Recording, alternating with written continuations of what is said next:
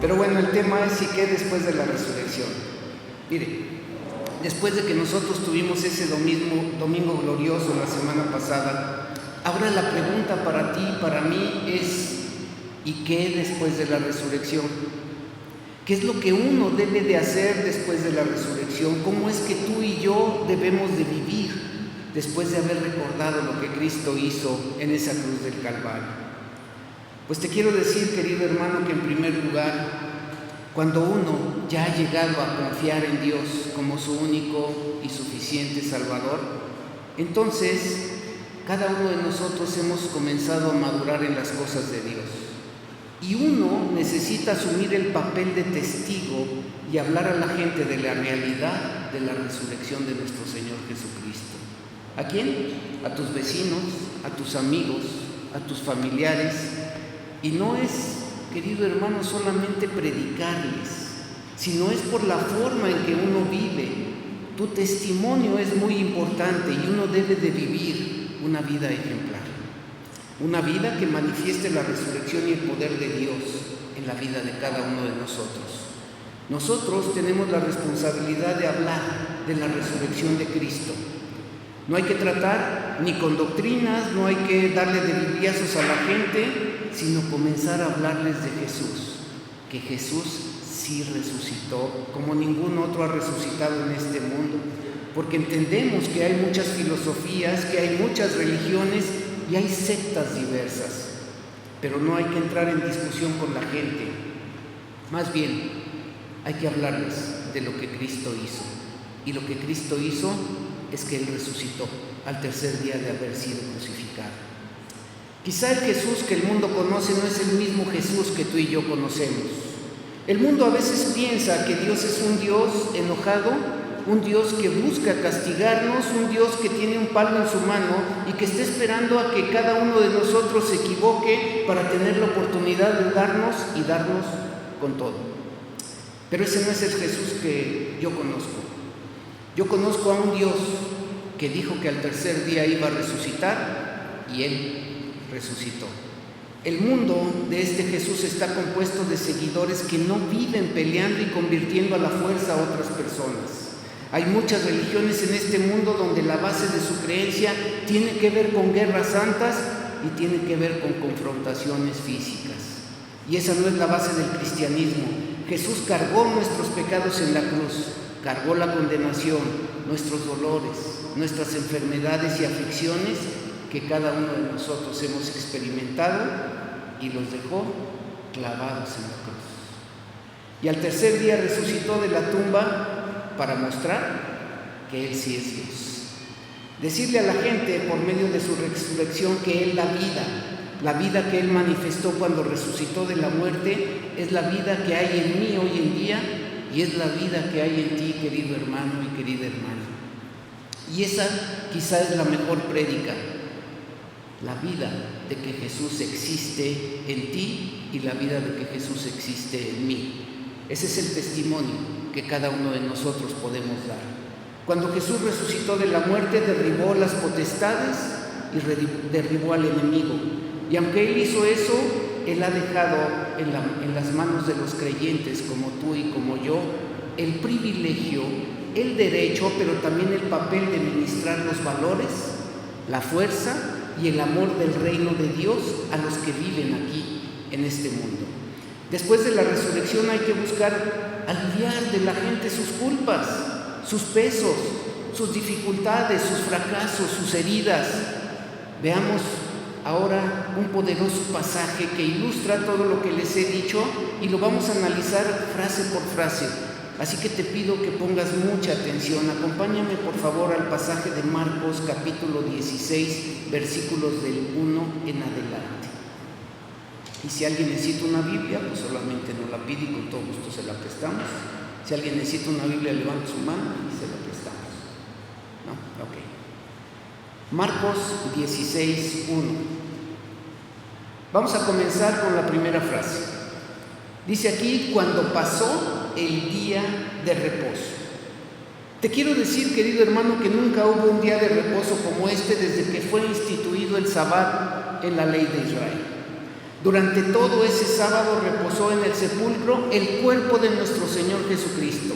Para él fue un sábado de descanso, pero un sábado de melancolía, un sábado de lágrimas, un sábado de temores para sus discípulos. Pero ese sábado, dice, ya pasó.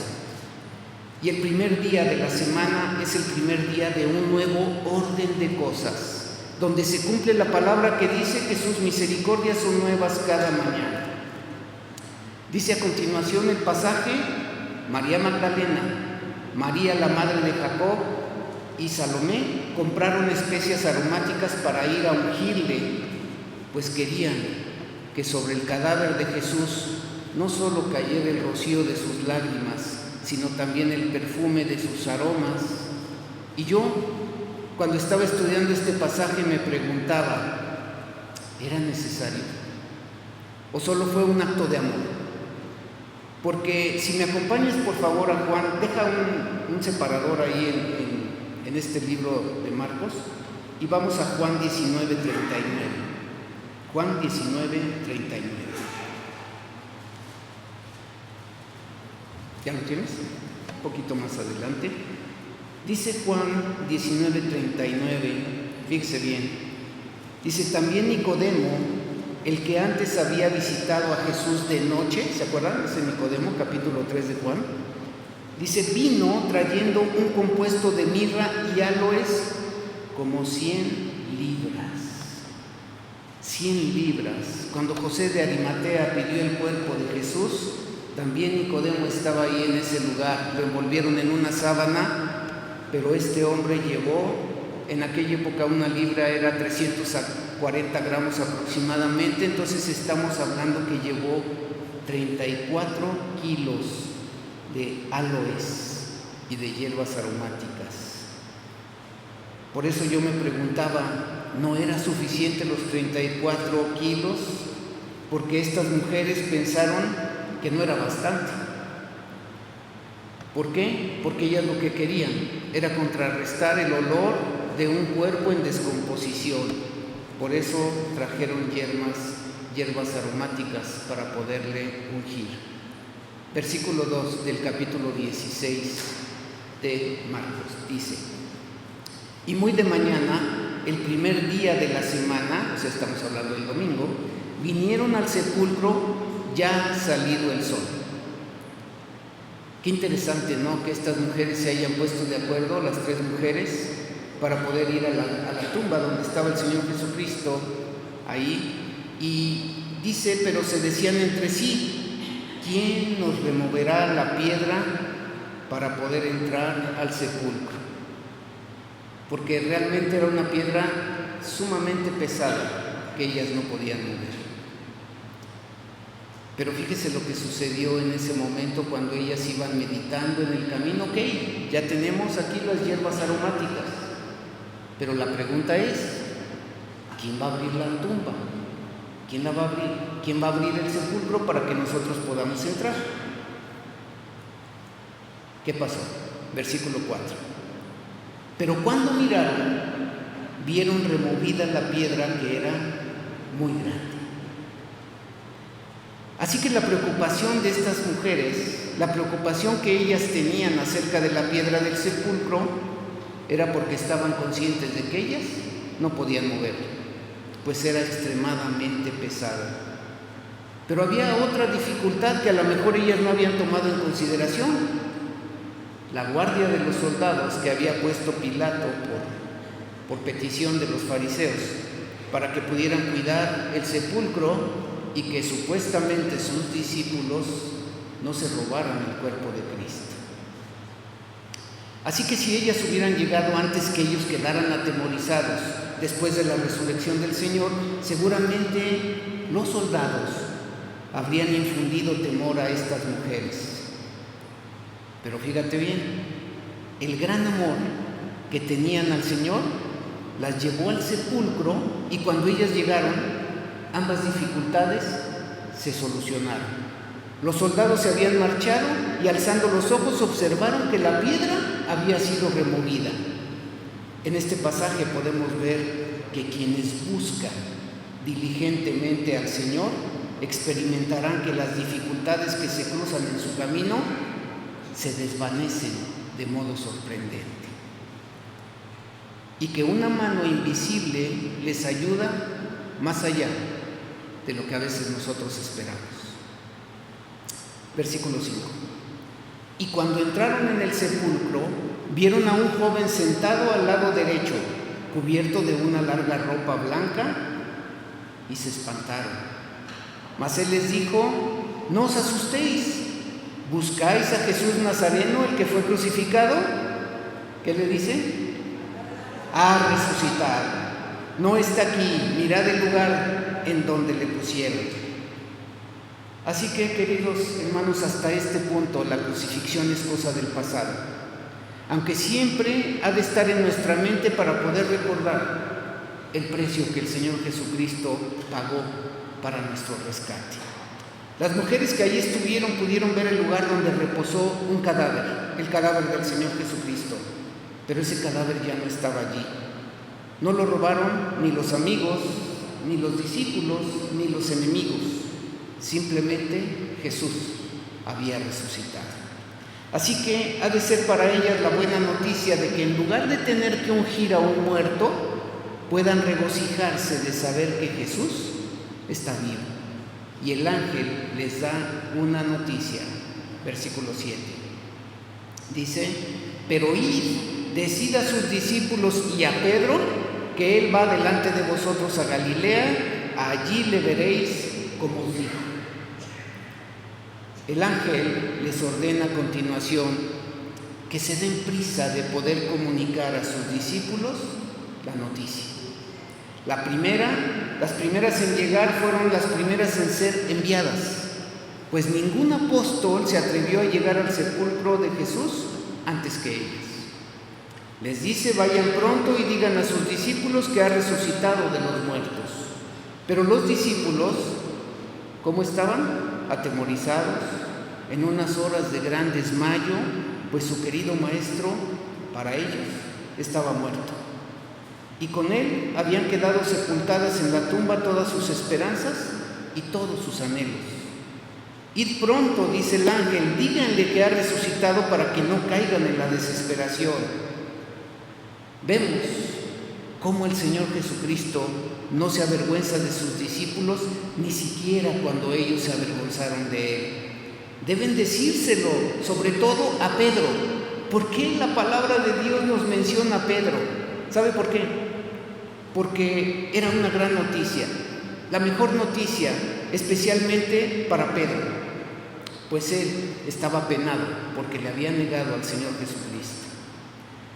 Pedro habría quizá pensado y diciendo para sí mismo: dudo si puedo contarme entre ellos, pues yo le negué y por tanto no merezco que me tome en cuenta con los otros discípulos. Pero el Señor especifica y a Pedro. Así que para salir del paso de estos justificados temores, el ángel especifica: dile a Pedro, que Pedro también venga. Como si dijese: vayan a Pedro y díganle que está invitado, igual que los otros, a verme a Galilea. Versículo 8. Dice: y ellas se fueron huyendo del sepulcro porque les había tomado temblor y espanto, ni decían nada a nadie. ¿Por qué? Porque tenían miedo. Y no dijeron nada a nadie, dice el pasaje, por el camino, porque ellas lo que querían era llegar más pronto a poder cumplir el mandato que les había dado el ángel. Por los otros evangelistas sabemos que María Magdalena fue la primera en reaccionar del miedo que tenían y se había apresurado a llevar las noticias a Pedro y a Juan. Pero vean lo que dice el versículo 9. Dice: habiendo pues resucitado Jesús por la mañana, el primer día de la semana, apareció primeramente ¿a quién? A María Magdalena, de quien había echado 7 demonios. Así que este pasaje dice que María Magdalena era una mujer pecadora y era una mujer endemoniada.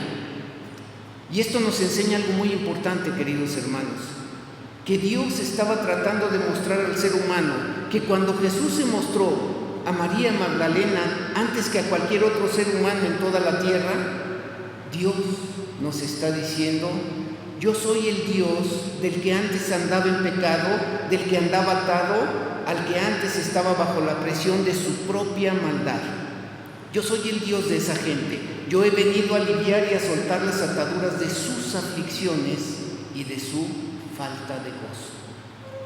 Y cuando nosotros creemos que el Señor Jesucristo resucitó de la muerte, entonces, queridos hermanos, nuestra labor es buscar y ministrar a los perdidos.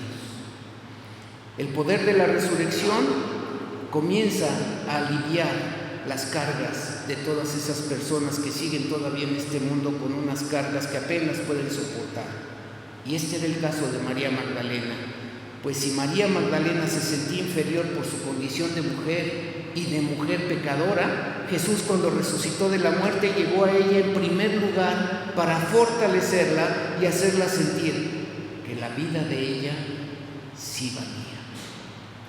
Que si era importante, pues la mujer en aquellos entonces, como usted se acordará, no tenía muchos derechos ni tampoco tenía mucho valor. Pero Jesús se mostró a una mujer en primer lugar para decir que las mujeres tienen mucho valor en el reino de Dios, como lo demostraron las mujeres de esta iglesia en el domingo pasado. Y así buscaba Jesús aliviar los fracasos o heridas que cargaba la gente, no solo de aquella época, sino eso todavía sigue hasta el día de hoy. Así que la mujer, María Magdalena, dice el versículo 10, yendo ella, lo hizo saber a los que habían estado con él, que estaban, ¿cómo? Tristes y llorando. Ella fue a Pedro y a los otros discípulos a anunciarles que el Señor había resucitado. Después que su duelo y su llanto había durado 2 noches y un día, vino el consuelo, como el mismo Señor les había anunciado días antes. Acompáñame, por favor, a Juan 16, 22. Y no dejes de tener ahí en Marcos ahí un dedito ahí para poder también seguir leyendo este pasaje. Juan 16, 22. ¿Ya lo tienes? Dice Juan 16, 22. También vosotros ahora tenéis tristeza, pero os volveré a ver y se gozará vuestro corazón y nadie os quitará vuestro gozo. Palabras que el Señor Jesucristo ya había dicho a sus discípulos. Pero algo pasaba, que ellos todavía seguían tristes y llorando por la muerte de su Maestro. Ninguna noticia mejor pudo ser llevada a los apóstoles que la noticia de la resurrección del Maestro. Pero hay un pero. Dice el versículo 11, ellos, cuando oyeron que vivía y que había sido visto por ella, ¿qué dice? Estoy en Marcos 16, 11. ¿Qué pasó con ellos? No le creyeron. ¿Cuántas personas tú conoces, querido hermano, que les has platicado de Cristo, que les has platicado de la cruz, que les has dicho que la solución a su tristeza, ¿sí?, es Cristo, y ellos no creen? Pero piensa esto, fíjate bien, porque aquí está el meollo del mensaje. Esta previa incredulidad de los discípulos es uno de los argumentos más formidables a favor de la resurrección del Señor. Es precisamente esta incredulidad la que incrementa nuestra fe, nuestra propia fe como creyentes. Los 4 evangelios nos han dejado la evidencia de que los discípulos de Jesús no solo no esperaban la resurrección del Cristo crucificado, sino que ni siquiera la creyeron después que sucedió. Pero después de esto, Cristo se manifestó de diferentes formas. Primero, a 2 de ellos. ¿Se acuerdan? Vamos primero a Marcos 16, 12, ahí mismo, en el versículo 12, dice, pero después apareció en otra forma a dos de ellos que iban de camino yendo al campo. ¿Se acuerdan quiénes eran esos dos? Lo que se predicó la semana pasada. Los detalles de este encuentro lo vimos la semana pasada en Lucas 24 del 13 al 34, en la predicación de mi esposa, con el tema de que Jesús es el camino nuevo y vivo. Dos personas que iban camino de Emaús, camino precisamente al oeste, donde se mete el sol. Cuando el Señor Jesucristo les había dicho vayan a Galilea, al este, a la luz. Así que mi esposa, ¿verdad?, tomó 5 enseñanzas de ese pasaje de Lucas 24:13, y ella dijo que la muerte y la resurrección de nuestro Señor Jesucristo era para que Él fuera nuestro camino. También para que Él nos ubicara en nuestro camino. ¿Para dónde iban estos dos discípulos? Al lugar equivocado. Finalmente Jesús se los encuentra en el camino, los ubica en el camino y los vuelve nuevamente a mandar a Galilea. También dijo que Jesús murió y resucitó para podernos dar esperanza, para poder dar esperanza a nuestro camino, también para dar vida a nuestro camino. Y el último punto que tocó, un punto muy importante, para desafiarnos, queridos hermanos, a no claudicar en nuestro camino, que estemos firmes realmente en lo que nosotros hemos creído. Así que la semana pasada el tema fue muerte y resurrección, pero el tema de hoy es ¿y qué después de la resurrección? Cristo resucitado se manifiesta bajo diferentes formas y no puede significar únicamente que la forma de su cuerpo resucitado era diferente de la anterior a su muerte, sino que el Señor se manifiesta, escucha bien, para poderse adaptar a las condiciones de los discípulos. Acompáñenme por favor a Lucas 24, 15 y 16. Fue parte del pasaje que se predicó la semana pasada. Lucas 24, 15 y 16. ¿Ya lo tienes? Mira, dice: sucedió que mientras hablaban y discutían entre sí, Jesús mismo se acercó. ¿Y qué dice? Caminaba con ellos, mas los ojos de ellos, ¿cómo estaban? Velados. No reconocieron al Señor Jesucristo, para que no le conociesen, dice la palabra de Dios. Así que, queridos hermanos, meditando en esta palabra, Jesús ocultaba su verdadera identidad bajo formas diferentes, manifestándose claramente cuando lo creía conveniente. Vamos a Juan 20:15.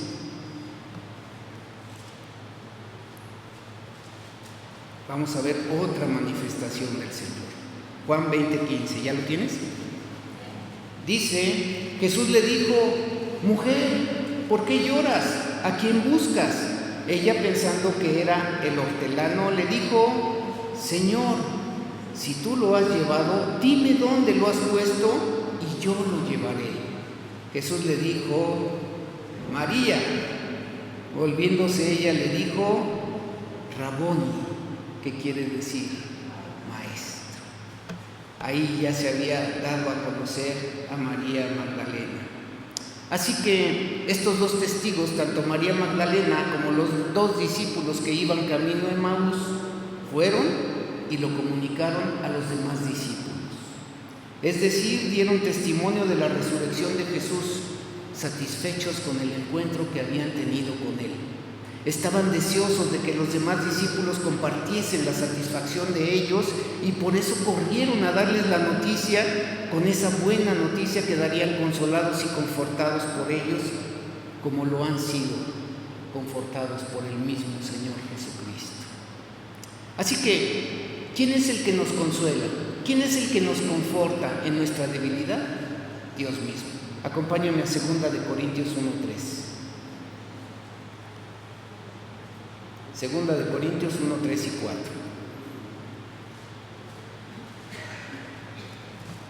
¿Ya lo tienes? 2 Corintios 1, 3 y 4. ¿Ya lo tienen? Muy bien. Dice: bendito sea el Dios y Padre de nuestro Señor Jesucristo, Padre de misericordias y Dios, ¿qué dice? De toda consolación, el cual nos consuela en todas nuestras tribulaciones. ¿Para qué? para que podamos también nosotros consolar a los que están en cualquier tribulación por medio de la consolación con que nosotros somos consolados por Dios. Así que estos dos hombres y María Magdalena habían sido ya consolados por Dios porque ellos sabían y habían visto al Señor Jesucristo ya resucitado. Pero ¿saben qué? Otra vez el pero. No pudieron convencerles.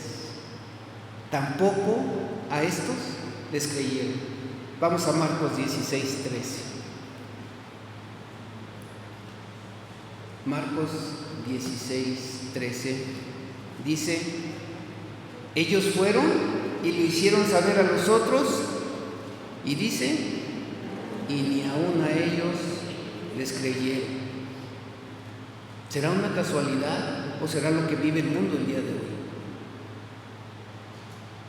Podemos entender que Dios, en lo relativo a las pruebas de la resurrección de Cristo, las fue dando gradualmente y admitidas cautelosamente. Así tenemos motivo para creer tanto más a prisa como ellos creyeron así, despacito. Tenían la evidencia, les habían dicho, lo vimos, estuvimos con Él, platicamos con Él. Y finalmente, no creyeron. Pero por eso les digo, eso aumenta nuestra fe, porque ellos todavía no creían.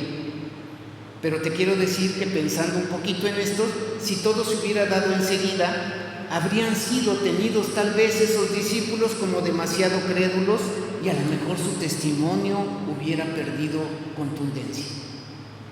Pero su previa incredulidad muestra que solo una perfecta convicción los indujo a creer. Vamos al versículo 14 al 16 de Marcos 16. Dice el versículo 14, aquí está otra manifestación del Señor, dice: finalmente se apareció a los 11 mismos, estando ellos sentados a la mesa, ¿y qué dice?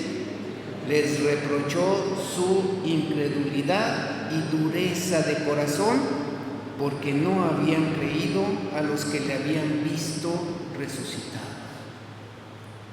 Las pruebas de la verdad del Evangelio son tantas y tan evidentes que bien se merecían este fuerte reproche a los que no las reciben a causa de su incredulidad. Y dice por qué: por la dureza de su corazón, y la condición del ser humano, queridos hermanos, hasta el día de hoy no ha cambiado. Hay muchos que siguen endurecidos. Es decir, su falta de sensibilidad, aun cuando ellos mismos no le habían visto, les acusa de no haber creído a los que habían visto después de haber resucitado. El Señor Jesucristo les reclama y les dice por qué no creyeron. Así que lo que sí tenemos que entender, hermanos, es que el día del juicio nadie podrá decir: es que yo no vi al Cristo resucitado. Pues te debió de haber creído del testimonio de quienes sí lo vieron resucitado y lo pusieron después por escrito bajo inspiración divina en el libro que tú tienes en tu mano, la Biblia. Acompáñame a Romanos 10:9, por favor.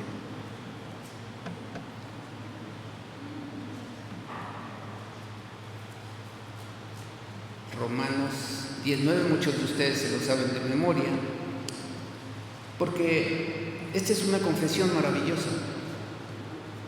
Dice que si confesares con tu boca que Jesús es el Señor, y mira cómo está aquí, dice, y creyeres en tu corazón, ¿qué es lo que debes de creer?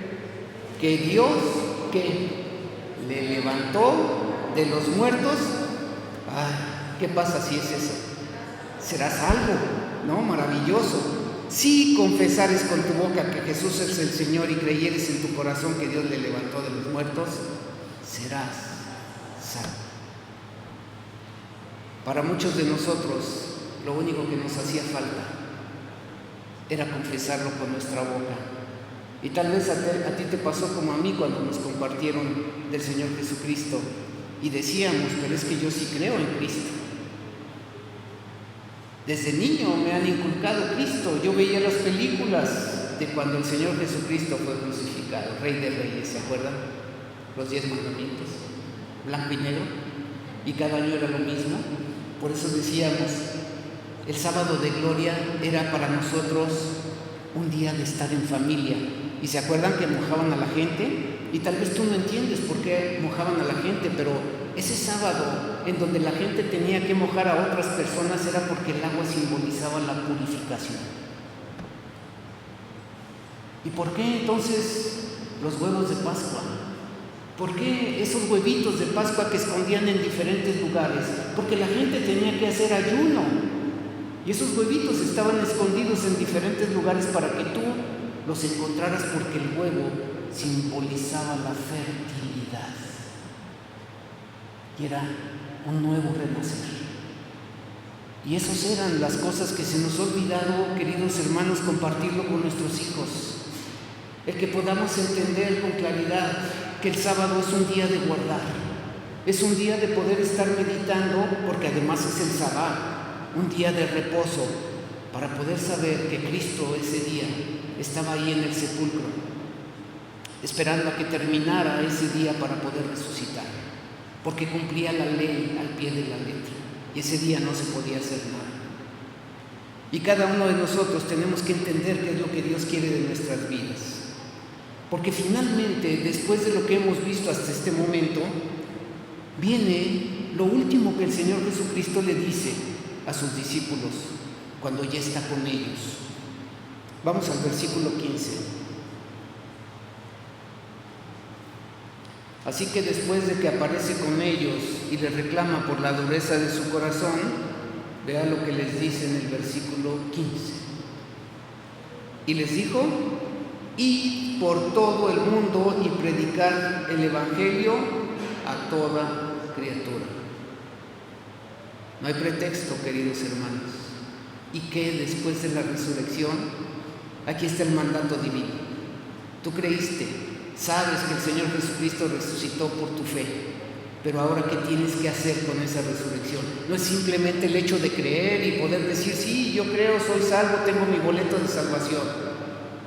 Pero ahora el Señor Jesucristo nos da una gran comisión y nos dice: vayan y prediquen el Evangelio a toda criatura.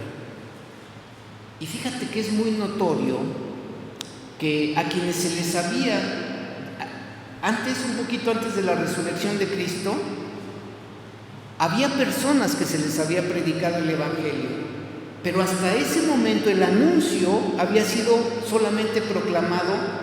El Señor Jesucristo dijo: id primero a las ovejas perdidas de Israel. Y a los discípulos se les había prohibido ir por camino de gentiles. Así que el Evangelio no se podía proclamar a los gentiles. Y aún decía, y entrar a algunas ciudades de los samaritanos también el Espíritu Santo se los prohibía. Pero ahora el mismo Señor Jesucristo les está autorizando y les está mandando ir por todo el mundo y proclamar el Evangelio a toda criatura, tanto a gentiles como a judíos, a toda criatura humana que sea capaz de recibirlo. Y después hay una advertencia muy clara, ahí en el versículo 16. Fíjense lo que dice el versículo 16. ¿Ya lo tienes? Dice: el que creyere y fuere bautizado, ¿qué? Será salvo. Mas el que no creyere, ahí está la advertencia, será condenado. Yo felicito a todos los que se bautizaron, de verdad, el domingo pasado. Para concluir, queridos hermanos, después de la resurrección de Cristo, nosotros debemos, primero, asumir el papel de testigos y hablar a tus vecinos, amigos, familiares de la realidad de la resurrección. Y el argumento más poderoso de la resurrección de Cristo es tu testimonio, querido hermano, porque si dices que eres cristiano, como tal tú te debes de comportar. El reino de Jesús está compuesto, como lo dije hace un momento, por seguidores que no viven peleando y tratando de convertir a la fuerza y recibe a Cristo, no, sino que la base del cristianismo es creer que el mismo Señor Jesucristo cargó con nuestros pecados, cargó con nuestra condenación, cargó con nuestros dolores, cargó con nuestras enfermedades y aflicciones y los dejó clavados en la cruz del Calvario. ¿Para qué? Para darnos vida y vida en abundancia. Y ahora nos encomienda el papel de dar a conocer el amor de Dios a los que viven en el mundo y aún no le conocen, para buscar aliviar a esa gente de sus culpas, de sus pesos, de sus dificultades, de sus fracasos, de sus heridas, y poder mostrar que Cristo es la solución a sus tropiezos. Así que, amados hermanos en Cristo, debemos de hablar a la gente de la realidad de la resurrección de Jesucristo. Y entonces tu vida y mi vida tendrán sentido y valor, porque estaremos obedeciendo el mandato que Cristo resucitado dio a sus discípulos: ir por todo el mundo y predicar el Evangelio. Que Dios bendiga su palabra en tu vida, querido hermano. Vamos a orar aquí en nuestro gusto. Padre bendito, Señor, alabamos y bendecimos tu santo nombre. Te damos gracias, Padre, porque hoy podemos nuevamente recordar la resurrección de nuestro Señor Jesucristo, para poder saber no solamente que Él ya resucitó, sino para poder recibir de ti, Señor, las instrucciones que vienen de tu palabra, para poder entender, Padre bendito, que el mandato nos lo has dado a cada uno de nosotros, y que a veces, Padre, seguimos todavía con esa dureza de corazón para no creer las cosas que tú, Señor, manifiestas a cada uno de nosotros. Te pedimos que nos ayudes, que nos des ese denuedo, Señor, ese denuedo que le diste a María, ese denuedo que le diste a los dos que iban camino de Emaús, para poderle decir a los discípulos que Cristo había resucitado. Y aunque la gente no lo crea, Padre bendito, sabemos que si por nuestras palabras no lo creen, finalmente tú te manifestarás a ellos de diferentes formas. Gracias te damos por tu palabra, Señor, porque nos anima, nos muestra, Señor, la forma en que tú quieres que podamos vivir después de la resurrección de Cristo. Así que yo te pido, Señor, por cada persona que ha escuchado este mensaje, Señor, que no lo echemos en saco roto, sino que por el contrario, Padre, tú pongas en el corazón de cada uno de nosotros el poder tener ese denuedo, ese anhelo y ese deseo de poder compartir tu Evangelio a nuestros vecinos, a nuestros amigos, a nuestros familiares, Padre bendito, y a todas las personas que están cerca de nosotros. Gracias por ser nuestro Dios, gracias por haber enviado a tu Hijo Jesucristo. Y ahora, Padre, te rogamos que prepares nuestros corazones para poder recordar a través de la Santa Cena la muerte, la sepultura, pero también la resurrección de nuestro Señor y Salvador, Cristo Jesús. Amén y amén.